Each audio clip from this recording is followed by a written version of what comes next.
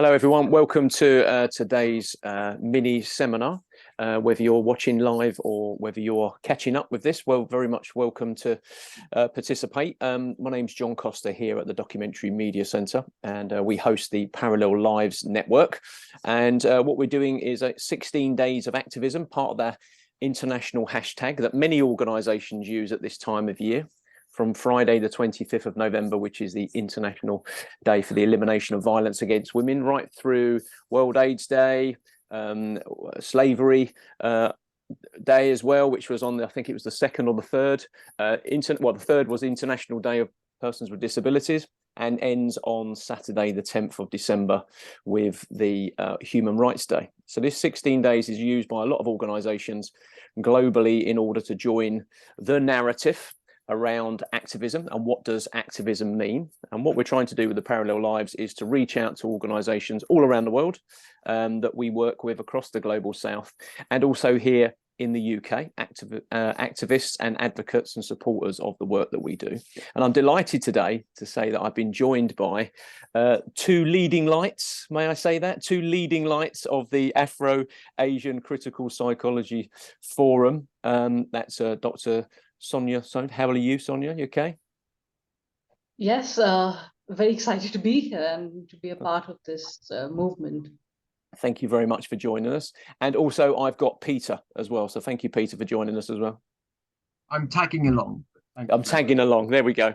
A wingman, the perfect wingman from our conversation last time in preparation for this. So I'm delighted. So, I mean, what I'd like to do to start with is hand it over to you, Sonia, if that's okay, to maybe introduce yourself, and then maybe Peter, if he wants to introduce himself or wants to be introduced as the wingman, and then give us your slide presentation, and then take some questions at the end, if that's okay. Excellent. The screen is yours. So, thank you so much. So let's start with a little bit about me and a little bit about Afro-Asian Critical Psychology Network. So Afro-Asian Critical Psychology, as the term suggests, is a psychology for the continent of Africa and Asia and the wider Global South. Why do we need this? Now, at some point during my education, I realized I did not see theories about myself. I did not see myself, my community, being represented in academia. When we look at psychology, my textbooks, there's a bunch of them lying on the side there, were all written in America by Americans, and there's nothing wrong with that. But I wanted something that would speak to us, which would speak to the post-colonial us in Africa and Asia, and look at the possibilities of working together. I'm a critical psychologist. It's been 20 years since I first joined my undergraduate course to study psychology. I was a teenager then.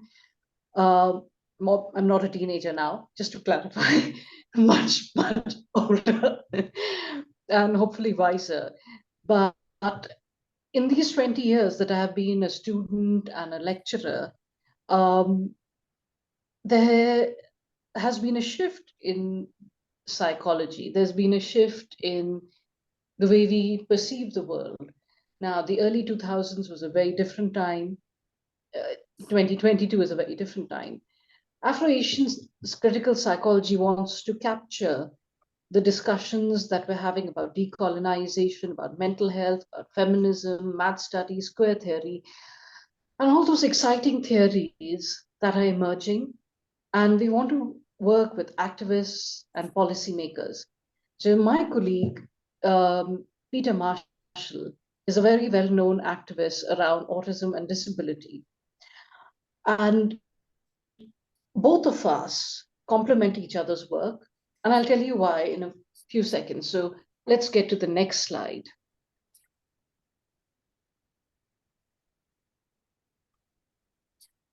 So why do we need this critical psychology of Asia and Africa? psychology and many other forms of knowledge are predominantly produced in certain parts of the world, namely the affluent countries of the global north. It's not just the West, it's a few affluent nations. And chances are, if you have studied any course from the global south, you've got a textbook from those parts of the world. If you are living in that part of the world, well, congratulations. You've got material written by academics who live and work in your area, who've researched your community. We haven't got that. And what we have is a trickle down of knowledge from the West, trickling down gradually into the rest of the world. Local knowledge is not a fad.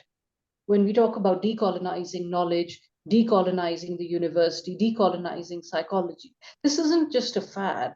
This is an essential way of not just reclaiming psychology, but producing a psychology that is culturally relevant and historically relevant. We're not just talking about in looking at psychologies of the past, which is very interesting, but we're also looking at what ails us now. What is it that we need to address? Does our country have a civil war? Does our country have a suicide problem? Do we have a religious extremism problem? What is it that we're going through? What is the youth talking about? What are the problems older people have? What about students? What about women? What about children? All of that is local, and that needs local solutions. It needs knowledge that is produced locally. Critical psychology addresses two aspects of psychology. One is the social world around us and the issues within the discipline of psychology. So, what kind of psychology are we producing? Is it quantitative? Is it qualitative? What are those methodologies? How do we address those methodologies if they are lacking? How do we produce a newer methodology? How do we address power within the field of psychology and in wider society? That's what critical psychology does, amongst many things. And to give you an example of the skew of knowledge, I would like to bring up the next slide, please.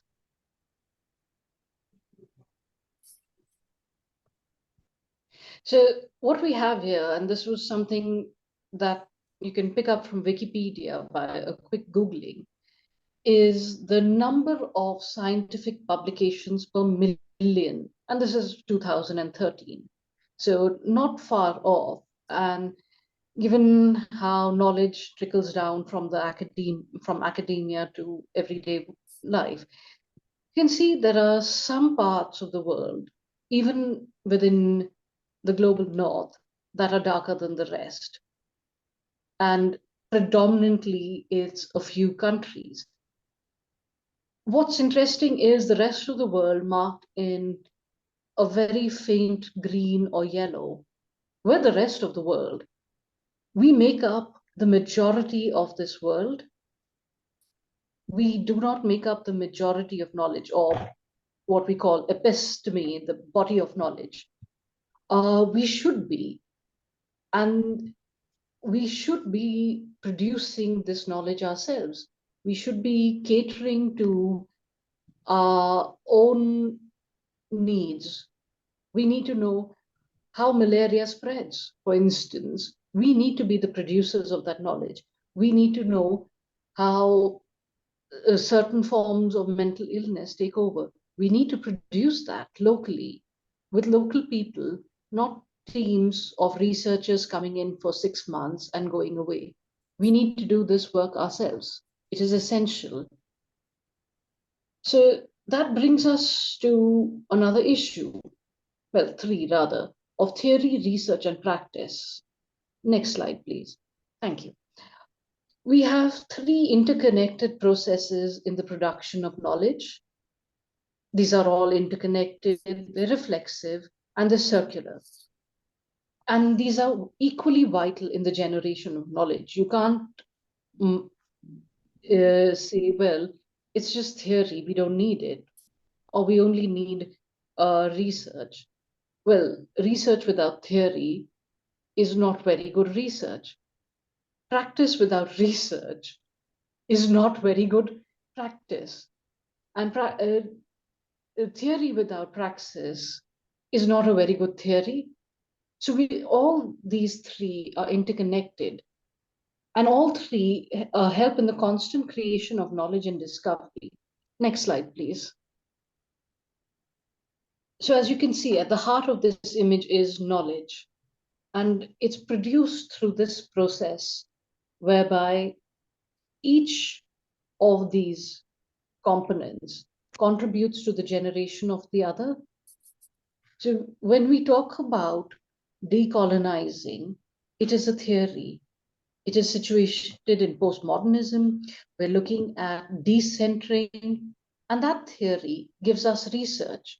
If we want to decolonize psychology, we produce a research method or a research methodology and a research question that says, how do we get a psychology of the global south? How do we get a psychology of Botswana? How do we get a psychology of Sri Lanka? And those questions then go out and we look at it in the field. We look at people practicing those psychologies in the field. We ask people with lived experience. We work with activists, we work with policymakers. And from there, from their knowledge, we take that and generate a theory. And that comes full circle. These three processes are necessary. We need all three of them in order to do the work we do. They're interconnected. And this is where critical psychology comes in. Now, not all psychology is critical, and not all decolonizing psychology is critical. When we talk about critical psychology, we're talking about a very particular kind of psychology. We're talking about psychologies that are in a constant flux. We're constantly providing a critique. We're looking at the radical possibilities psychology can offer us. We look at the ways in which psychology controls the way we look at the world. We want to challenge that view. We want to challenge the view that certain psychological processes are universal. We want to challenge the view that psychology is neutral and objective. Feminist critiques of psychology have challenged that notion. They challenge the notion of objectivity and neutrality.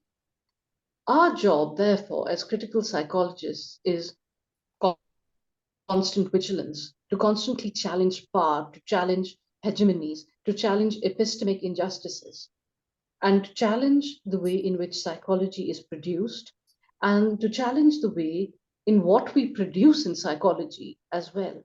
So those are two aspects of it. So where do we come in as the Afro-Asian Critical Psychology Forum? We started in August 2021, so in the middle of the pandemic. But the inspiration for this group came in through the East Asian Critical Psychology Conference, which happened in February and March 2020, the year of the pandemic, just when we were going into lockdown, unfortunately. So this was a conference held in Tokyo, Japan. The idea was to have a network and talk to people like us, to network with people doing this sort of work, doing critical work, not just in psychology, because we are transdisciplinary by nature, and to look at possibilities of collaboration. We want to network with critical psychologists and critical thinkers from across the world, but especially in the global south. We realized that this is a moment for us to write the psychologies we want to see and to organize in ways that we would like to see activism carried out, to say the things that are not often talked about or discussed in public, to provide solutions, essentially. And this is where Peter's work comes in, because Peter is an activist. And I provide the theory, Peter provides the activism, and we provide the praxis through this and the research. And we want to connect with people who will lead to a change. So we've had our first conference in May 2022. We've had speakers from across the world, so from Japan right to San Francisco in America. So we've had people from everywhere participating, and very thankful for those speakers because we've had an insight into the possibilities of psychologies that can be produced, psychologies about migration, how migrants are viewed, LGBT histories, or non-white epistemologies. We've had psychologies of cinema, of gender, of race, of COVID. We've had psychologies that take up well-known theories of psychology and transplant it in South Africa in a very different context and make something new out of it. So we're not a psychology that is going to be crystallized and left to valorize the past. We're a psychology that wants to challenge the world. And ultimately, we're not just psychology. We're a sociology, we're a feminism, we're a critical theory and a practice that wants to connect with people. In short, what we want is a support system that will lead to epistemic justice in some way. So that is what I have to say on the matter. I will now get my colleague Peter to talk about how activism merges with what we do in our project. Hi. I mean, I'm going to steal this slide because it's really useful for what I'm going to say. So this is, yeah. A lot of what I do is around autism, and it's around the UK, and it's honestly a lot of it's highly localized around Manchester in many ways. Now, this is both useful and very much not. I'm not going to talk very much about the work I do in Manchester. I think there's an interesting conversation that I've kind of dragged Sonia into, and we've got some stuff planned on this, and I'm going to talk you through some relevant aspects. So, autism is a very white area, and honestly, I go further than that and say it's a very anglophone area. So basically, like if you were to go to French and look at their autism theory, it's incredibly different. If you go to like Germany, it's closer. If you go to other a lot of parts of Europe have different ideas, and I'm not going to talk about those because they're not really relevant. But I think from that gives you some context in terms of thinking about how and where those fit in. And so, for example, one of the things that we've been doing is trying to bring together a whole bunch of academics and activists to talk and to try and kind of spread wider what the issues are that they're going through, b what they're writing, what they're saying, what needs to be said, and then kind of looking at where kind of anglophone autistic ideas actually are good and where they're very much not. And I think that, and I mean, and I think this is a useful way of kind of thinking about this because, for example, like we were talking to a Chinese colleague who it was very interesting. She was talking about how a lot of the writing about autism doesn't really fit into the Chinese context. And that's a straight attack on theory in this kind of way, in this kind of diagram. Like that's saying, well, actually, your theory doesn't work for us, which again, it's fine. That's interesting. Like that's a start of a really interesting place to go. And that's a start of a really because basically a lot of kind of empathy, incompetence of empathy, you might say, if you're only looking at that through a very narrow context, then actually like it's kind of hard in terms of in terms of the data to actually say how can that vary over place, over time, over like there might be grayer areas, things that autistic people are much less capable of doing, and actually like within that there actually might be things they're more capable of doing. And actually we can't see that because we can only see in a very, very narrow context. It's interesting to kind of start that and think about how that fits in. I think there's a conversation that we're having with an African colleague. I mean, she was talking about African autism psychology in terms of neo-colonialism. So basically, she was talking about ABA, and she was talking about how that was used to basically cement and crystallize autistic people's places in African society. So basically, like it also means, probably 30 years ago, a whole bunch of ABA behaviorists came to Africa, basically started a whole bunch of like academics and like taught them, and then they just kind of took over the universities, and they're just still there. And I don't like ABA or behaviorism really much in general, but equally, like it's a thing where actually, if that's not the best psychology can do, if that's not useful for praxis, if that's not useful for African society, for the autistic community there, that's a problem. And actually, we should start thinking about. We should help them, like create create a society that they want to be part of and that they want to see. And how we do that is a praxis question. I mean, as a like so yeah, and then there's also the broader research questions about, I mean, actually neurodiversity is an interesting conversation because again, this seems to be the most anglophone concept in the entire thing. And like if you talk to any academic or autistic activist, you will hear this word endlessly.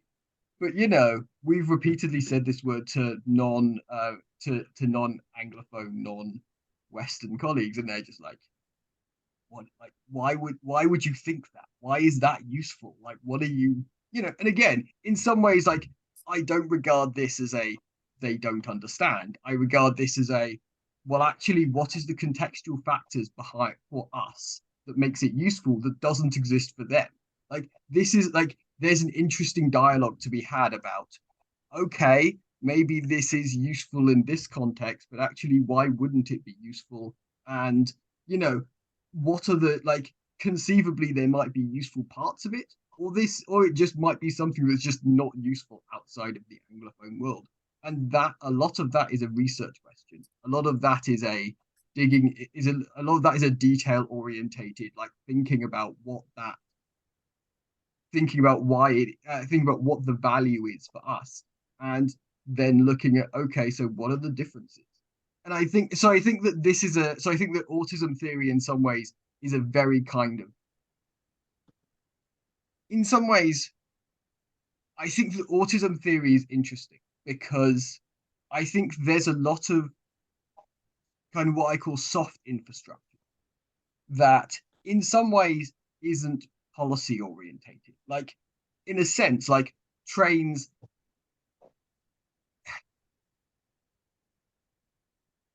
a lot of psychology, a lot of stress, um, a lot of these things are both political and non-political. And a lot of these things, if you have a political system that that depending on the political system, they're more or less willing to deal with it.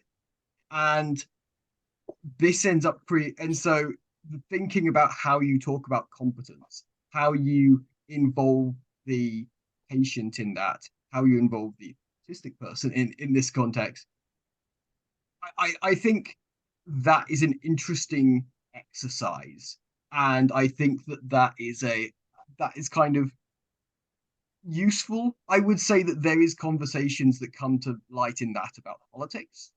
Um, it's equally worth. I would equally say that if you have a flexible enough political system, it is it's also something that that's routinely kind of useful and interesting for I think a lot of for a lot of groups.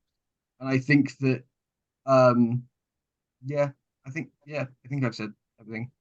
Okay. Can I ask a couple of questions? Is that all right? Yeah, I mean, I'll just kind of dive in and try and tease out some of the points that you've all made there. Peter, can I ask you to go back to the slide with the map, please, if that's all right? And I'd like to pick up with you, Sonia, if that's okay. It's interesting because obviously with the Parallel Lives Network, we spoke to people about, you know, what constitutes the global south, and some people were very clear about what that was, and also didn't like the term. They liked majority world.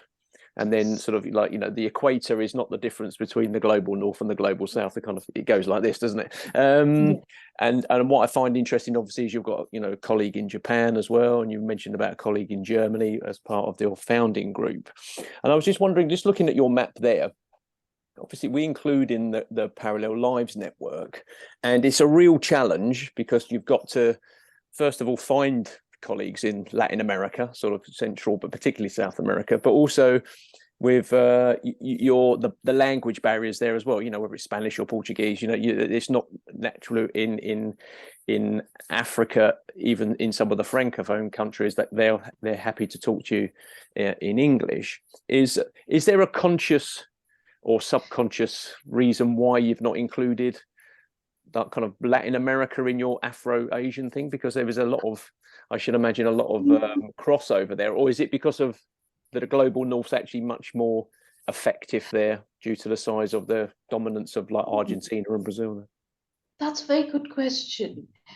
Latin America, fortunately, has had a very, very vibrant tradition of liberation psychology, and not just liberation psychology, but liberation theology and liberation movements, which has put them light years ahead of the rest of the world. So we've got psychologies, thanks to them, that have addressed the politics of producing psychology, the politics of capitalism, the politics of the academy. Ignacio Martin Barro, a liberation psychologist, said of America that for you it is publish or perish, for us it is publish and perish. And this is back in the 80s. So this is before we started with hashtags like decolonize my academy, or start looking at these things outside the academy in a certain way. Why we looked at Asia and Africa is because while we do have psychology departments, we don't have a liberation psychology movement that was conscientious. We have critical psychologists. We don't have a critical psychology movement. Now, we're also aware of Afro-Asian migration into Latin America and Central America, and diaspora and decolonizing work that goes on there. This wasn't malicious. It wasn't a way of excluding. Everybody is welcome. As long as you're critical, you're welcome to our network. Yeah, it wasn't a criticism. It was just an observation, because like I said, we went through this process of where were the ideal locations for shared learning. And I know that some of my colleagues in the Middle East, in talking to them about doing the Parallel Lives Network, then that's why we started doing the Middle East as well, is because they were saying, well, actually, there's a lot for us to be able to draw on from the countries that you've got represented in your Parallel Lives Network, more than Europe. Now, obviously, there were certain North African countries which tend to get lumped as in the Mediterranean, and you very rarely find the Egypt section anywhere in Africa in a museum. So that's where our crossover with museum studies and stuff becomes quite interesting, because that for me, it was almost, rather than having the global North and you representing, the Afro-Asian perspective. It was the fact that maybe what you were saying there from Latin America, that's part of a circle where actually they've had a liberation movement that you can draw from as well in order to push back against the global north. And I think that's quite fascinating.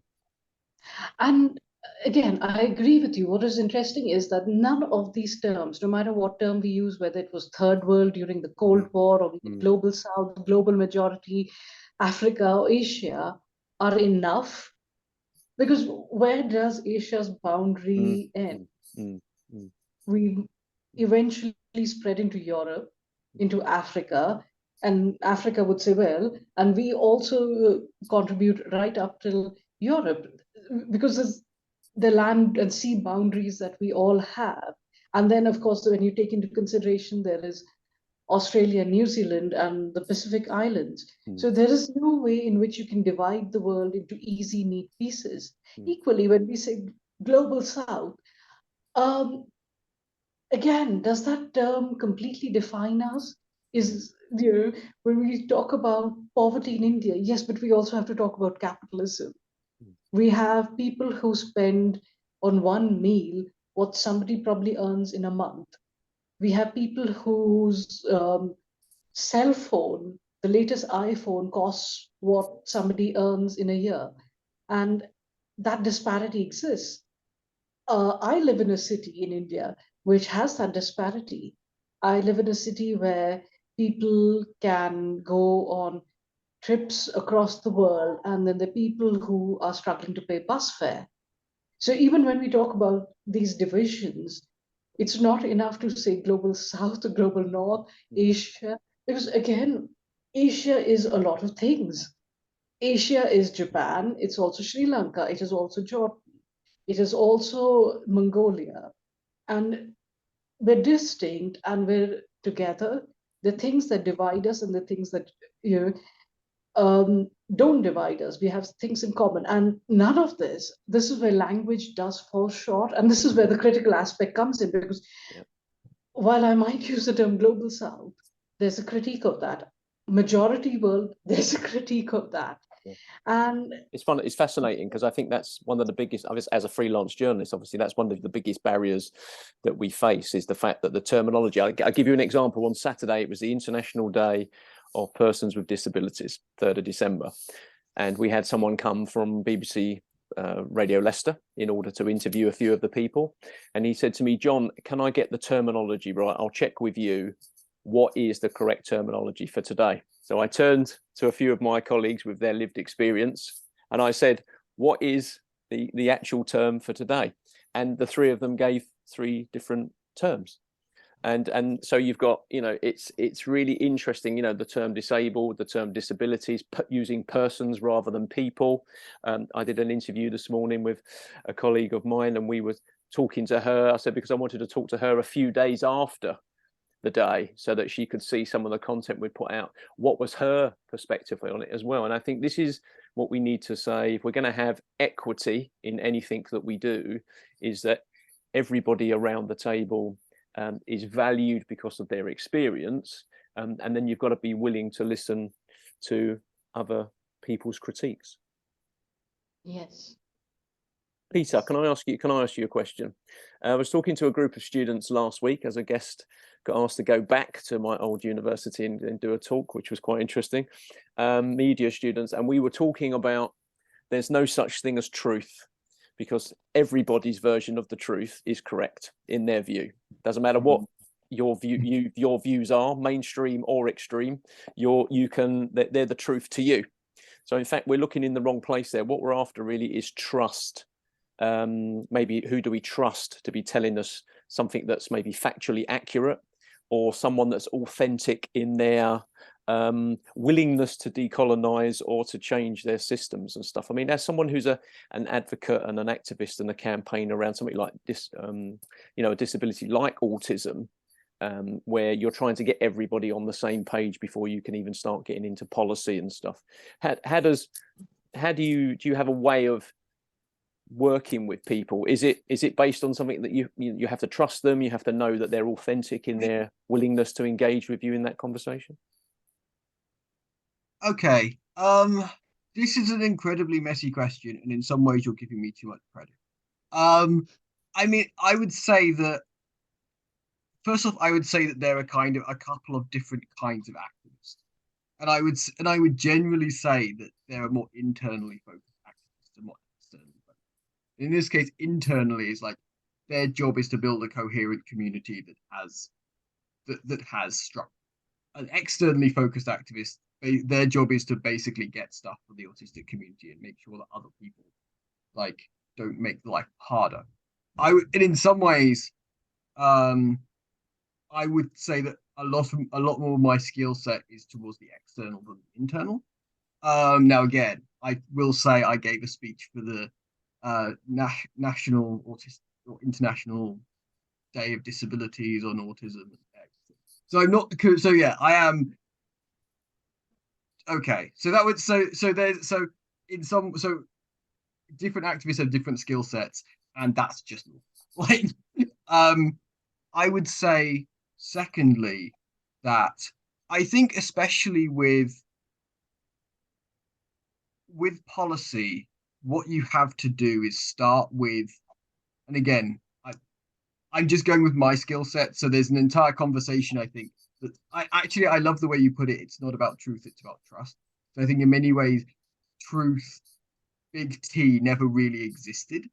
And I think it largely was like argued for because of like communism versus capitalism and that kind of thing. If you kind of dig into it, go back 50 years before that, you actually find that like the British Empire didn't really believe in truth in the same way. Go back 150 years. Yeah, yeah. You know, you find out that actually like big T truth is basically just a story that enough people argue that It's a myth. It's a myth. To employ journalists to look for truth, to hold truth to power, isn't it? I mean, it's a complete myth. You could spend your career and on your deathbed realize that you've been looking in the wrong place.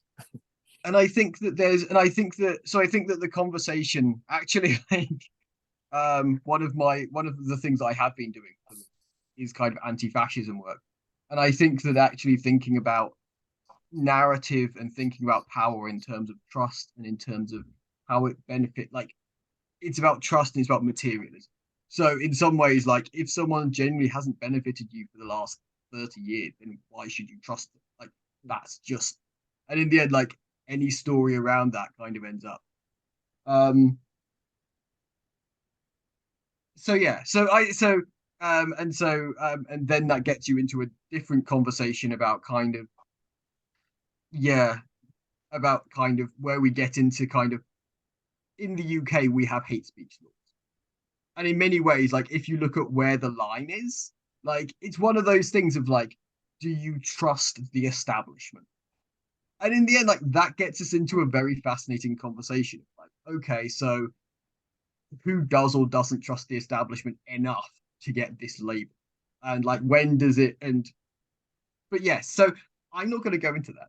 I am gonna go into the policy stuff and say that like for me, there's kind of a couple of different stages. So first, let's say that you're doing something like you pick something doable. Actually, no, I will talk about some stuff to do with architecture that I'm really interested in, physical accessibility and autism. And I think that first you have to think about kind of where you start, and then you have to, and then kind of once you've made some advances there, you ask a question of who aren't I including? Because you can never include everyone. Okay, at the stage we're at, we can't include 50 billion. So you can't include everyone in the initial conversations. So in order to get anything done, you just have to start somewhere and then get to a better place than where you started out. And then you kind of go, okay, so who aren't I including? And then you kind of just then you kind of just have to like, then you have to expand the conversation like that. Once you have something that you can go, actually, this group has benefited, and then you start asking the question for yourself and bringing in other people, as many as you can, to go, who needs to be included, who aren't I including, and then that kind of brings the conversation forward, and then you can start having a wider and a more nuanced conversation, and that I think is part of epistemic justice. Like in the end, like epistemic justice about bringing as many people as you can to have this conversation. And I think that the assumption shouldn't be, and again, this goes back to there's no such thing as truth. The assumption isn't that at some point we'll reach it like this holy stage where we will not have to ask questions. Because remember, it's not just about kind of what you might deem as like physical stuff. Like it's not just about a like the physics of a person that will never change. It's also about things like identity. It's also about things like, language evolves and develops. It's also about things like if you know, invisible disabilities didn't really exist. Didn't like people didn't really acknowledge them 100 years ago. So if you're talking, and again, like there's going to be things that actually, when we get better at kind of soft and hard infrastructure, that we'll go, actually, this group really isn't benefiting from trains the way we have them designed now. So actually, it would be better if, I don't know. And that's its own kind of really interesting, and that's just, and if you're doing it right, then you should just be prepared for that constant development.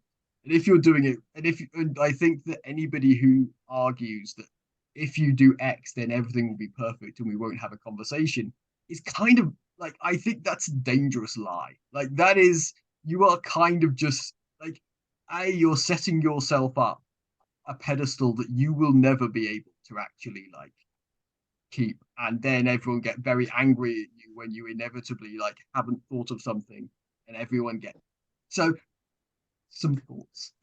Brilliant. I mean, if I can bring you back to you now, Sonia, if that's okay. I've been doing a couple of these conversations with friends and colleagues about 16 days of activism, and there were a few people that didn't consider themselves to be activists, because I was interesting, because I was like, well, why don't you consider yourself to be activists? And because it's like the definition is about vigorously campaigning or doing whatever, that maybe they didn't see themselves more at the extreme end we've got at the moment here in the UK of kind of gluing themselves to the floor or the motorway, or throwing paint on artwork. So that was quite interesting, getting people to think about were they actually activists.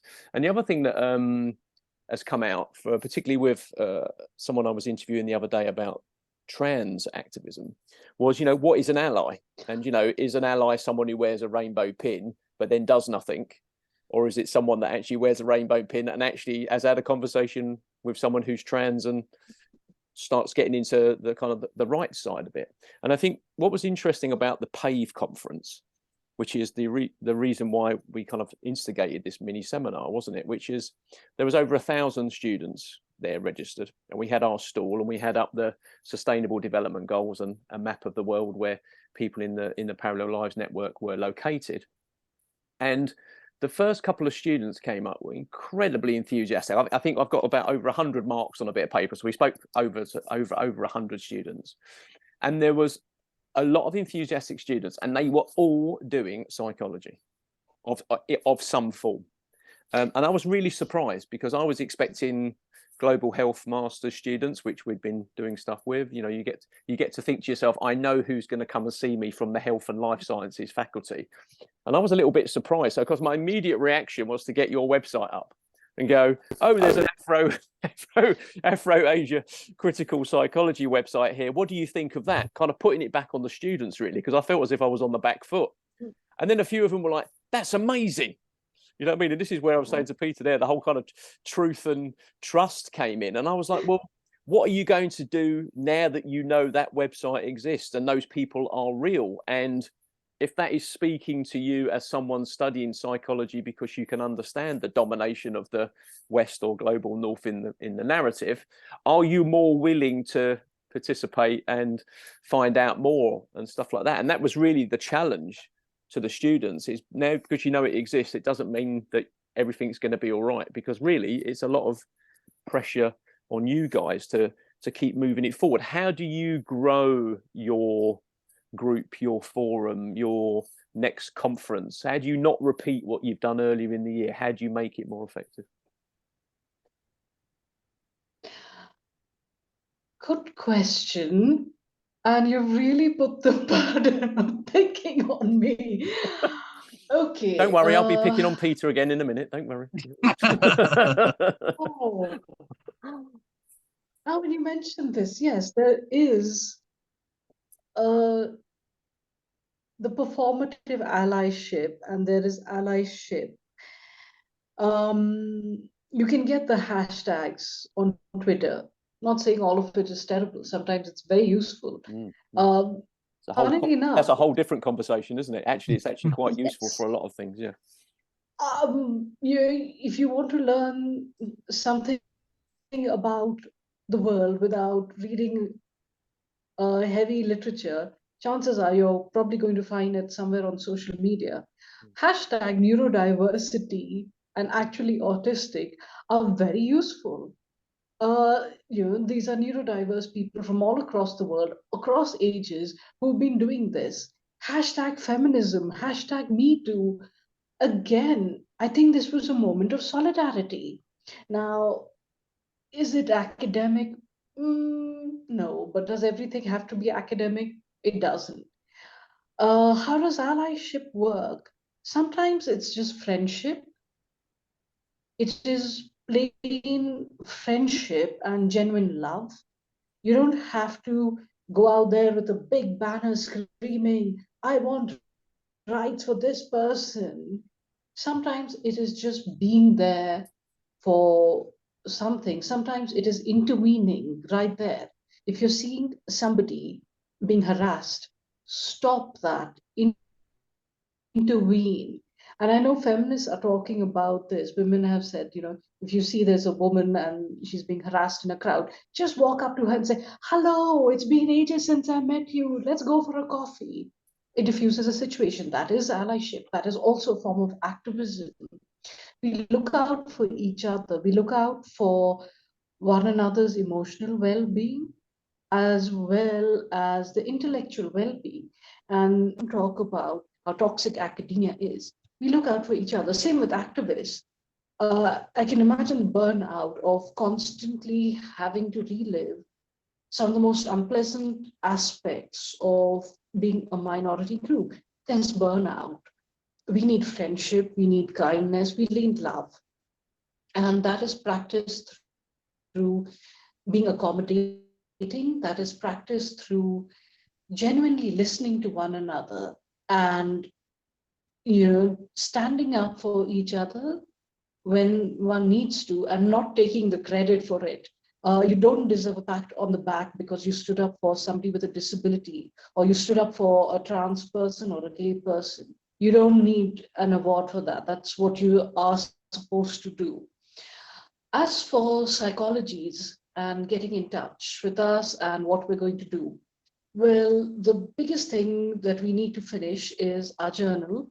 We are collaborating with the annual review of critical psychology to bring out papers from our conference. This is going to be completely open access. Anybody, anywhere can download and read this. No charge for the authors or people looking at the journal. It will always be online. So this is run by the Discourse Unit, which is a trans-institutional critical psychology group. The next thing we are going to look at after publishing all the papers is working with groups and individuals from across the world. So networking with our colleagues. We've had some young colleagues who've just finished their masters and presented the papers. We're rather privileged that somebody chose to present their master's thesis with us at the conference. We would like to offer them a chance to network with some of the more senior colleagues, maybe introduce them to other people who are doing similar work and have mentoring. So that's an ongoing goal, not just for 1 year or 2 years, but as a continuing thing. We want that mentorship. It's essential to have that. We need those bonds of networking. We need people with experience teaching people, whether in activism or in academia. We're going to host events, so we won't have another conference this year because it does take a lot of work and energy. And given that we've had 3 critical psychology conferences so far in a short time, we'd probably look at events that concentrate on one particular issue. So we're looking at neurodiversity for next year. And a critical look at that. Now, we frame it as neurodiversity, and we want to look at lived experience practitioners, mainly because I think there is a way in which people like me with expertise and no lived experience, with academic credentials, are often heard. So even though we're talking about marginalized positions, I have a privilege of being heard.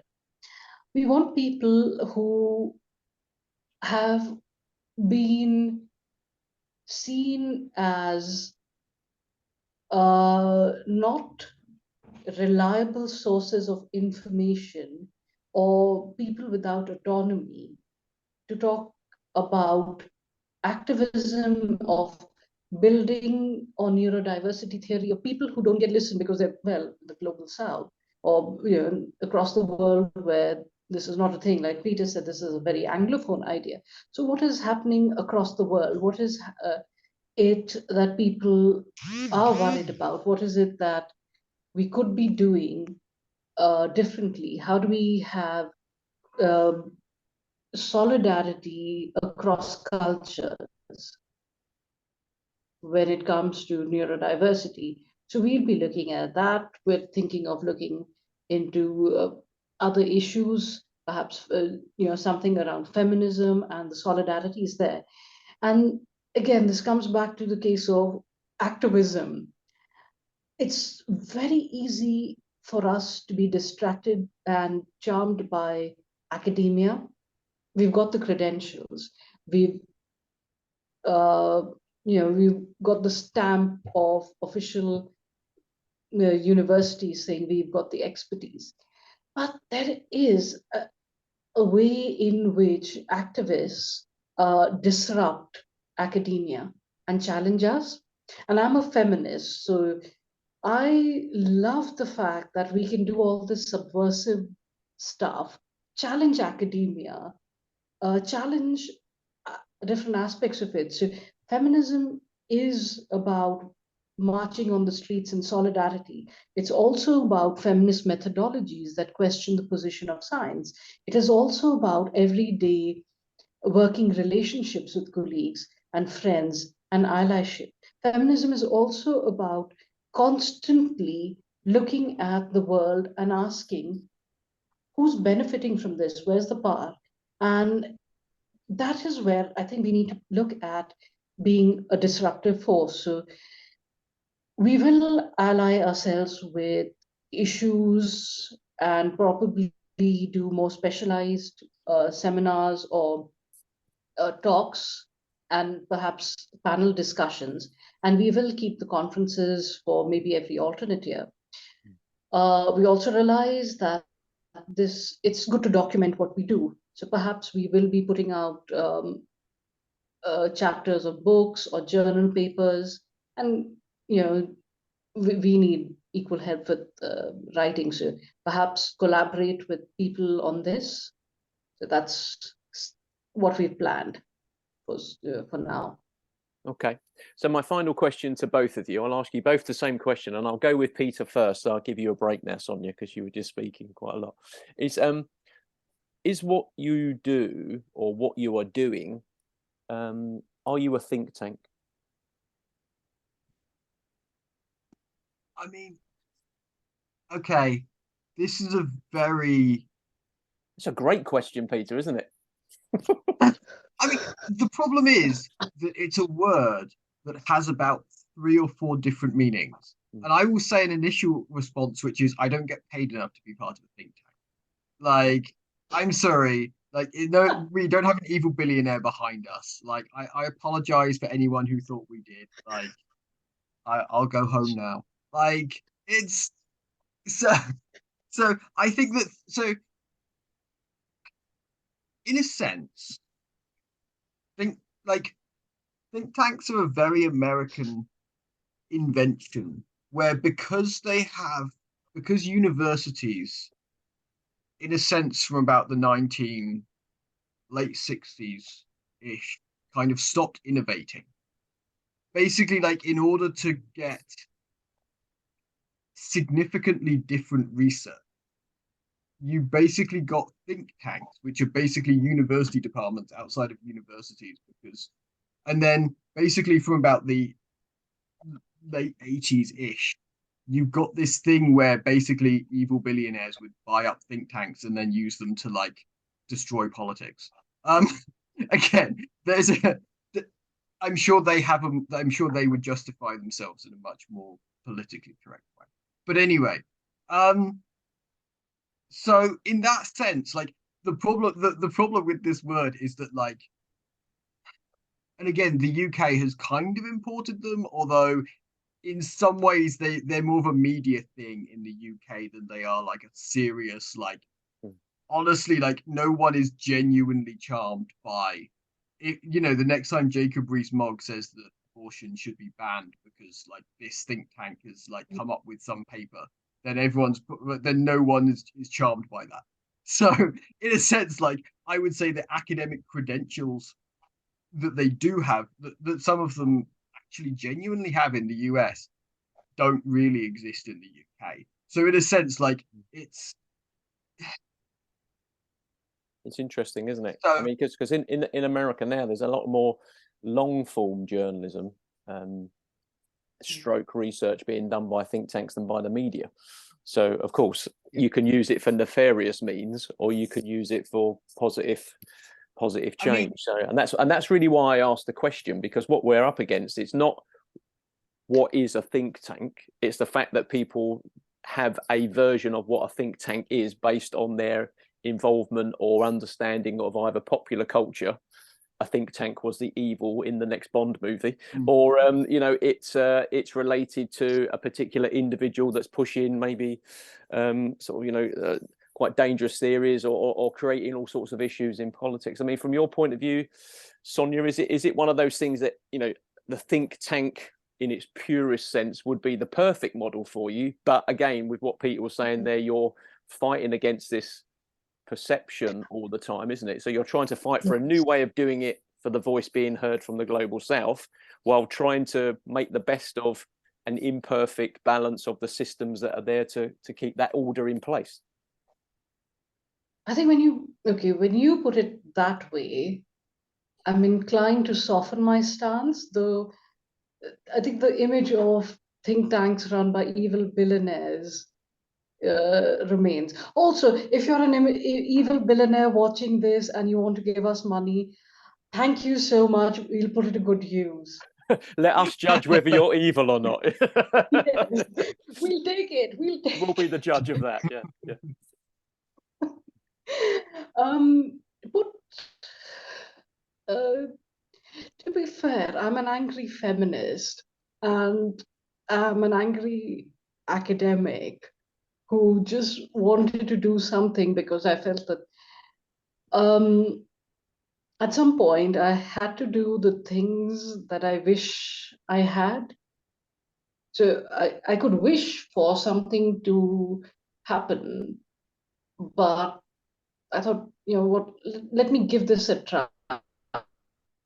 So started off with the social media thing and just started talking to, I know some of the people on the network, some of them are new. Are we a group that has a proper membership that you pay into? None of that. We've very loosely defined as a network.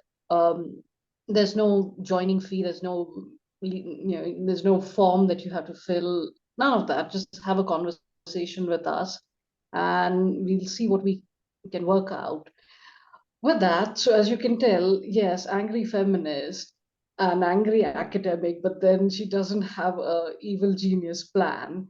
So that aspect. Well, I think that's perfect, you see, because that's how we run the Parallel Lives Network. You know, we loosely call people members, but there's no application form, there's no cost and stuff like that. And I think this, you know, and anybody that's probably watching this, they need to understand that a pretty good way of working out whether you can get through the truth to where the trust and the authenticity is, going back to my previous question, because they're all linked. Do you see that? What I did there? Is the fact that a lot of it will come if someone pushes you their structure and how open and honest they are and how inclusive they are because of this structure they've got.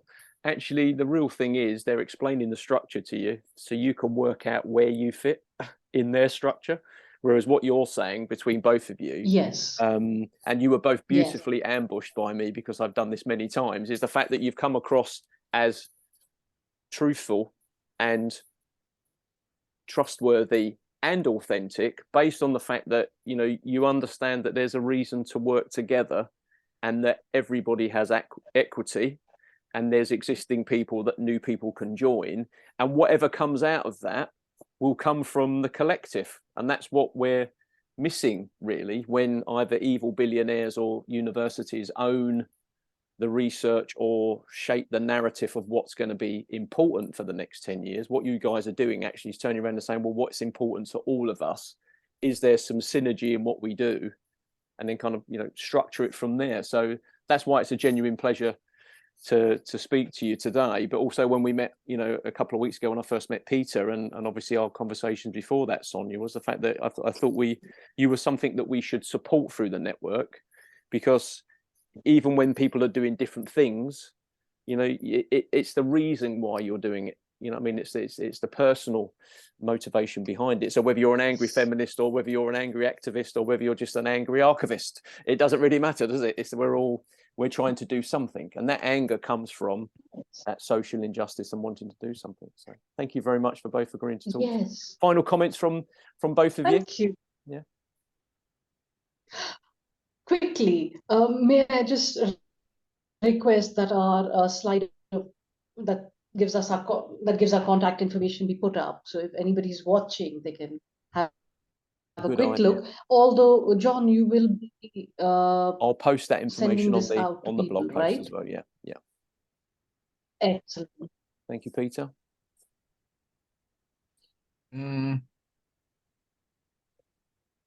It's the last one.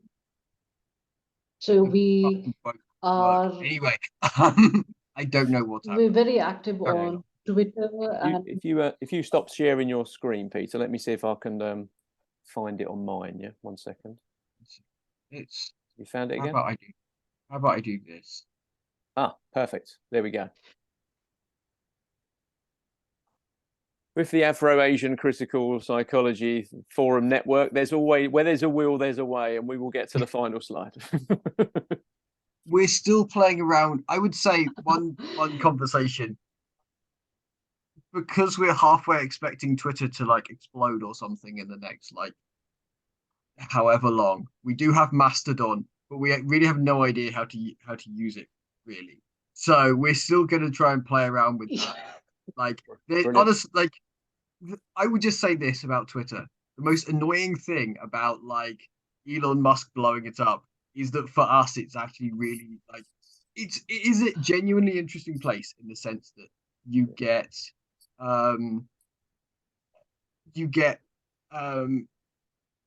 people who are affected by the systems. You get academics. You get various activists, and you kind of get them all in one place, and they actually respond to your DMs, which honestly is like quite a unique place. And like for all everyone says that it's a hellscape, it is, but it's also a hellscape that's quite unique. So please don't blow up Elon Musk. Well said. Yeah. But equally, like, yeah, we'll have to work out something on Mastodon probably. Well, it's the fact that you're there, and it's got a specific date, and every day that you're there, it's the fact that you were thinking that way. In 3 years' time, that's when it will make the difference. Not necessarily now that people saw that you were open to other forms of communication and engagement. You know, it's like having Telegram and Signal as well as having WhatsApp. You know what I mean?